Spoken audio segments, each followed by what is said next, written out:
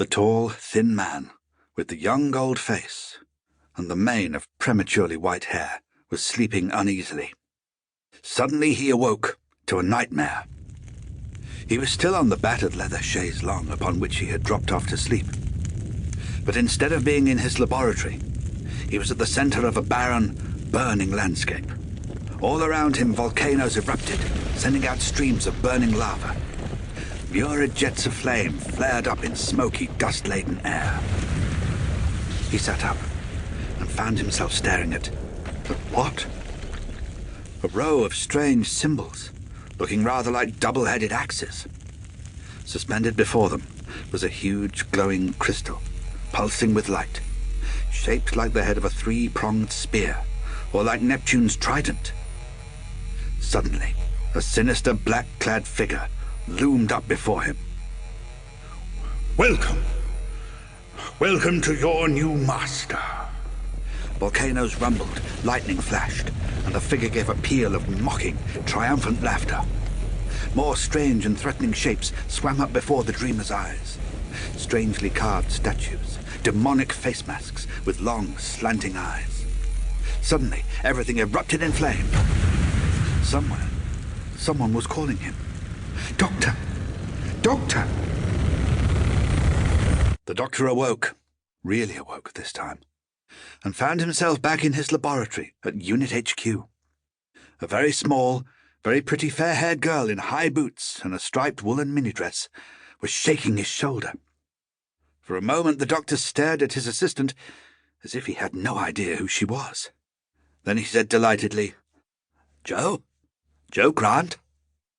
"Are you all right, Doctor?" "Yes, I think so. I must have been having a nightmare." "I'll say you were. A real pippin. Here, brought you a cup of tea. Do you want it?"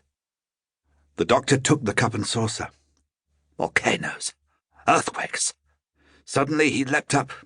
He handed Joe the untouched cup of tea. "Thank you. I enjoyed that." He wandered over to a lab bench, picked up a small but complicated piece of electronic circuitry, and stared absorbedly at it. "Doctor, have you been working on that thing all night again?" asked Joe accusingly. "What is it, anyway? A super dematerialization circuit?" At this time in his lives, the Doctor, now in his third incarnation, had been exiled to Earth by his Time Lord superiors. The TARDIS, his space-time machine, no longer worked properly. Much of his time was spent in an attempt to get it working again and resume his wanderings through time and space. No, the dematerialization circuit will have to wait. This is something far more important. It might make all the difference the next time he turns up." "The next time who turns up?" "Well, the Master, of course." The Master, like the Doctor, was a sort of renegade Time Lord, though of a very different kind. The Doctor's wanderings through the cosmos were a result of simple curiosity. Such interventions as he made in the affairs of the planets he visited were motivated always by his concern to defeat evil and assist good. The Master, on the other hand, was dedicated to evil. His schemes had always had conquest and self-aggrandizement as their goals. Once good friends, the Doctor and the Master had long been deadly enemies. The Master's sudden arrival on the planet Earth had led to a resumption of the long-standing feud between them. The Master's desire to defeat and destroy the Doctor, preferably in the most agonizing and humiliating fashion possible, was quite as strong as his desire to rule the universe. And the Master had been part of the Doctor's nightmare.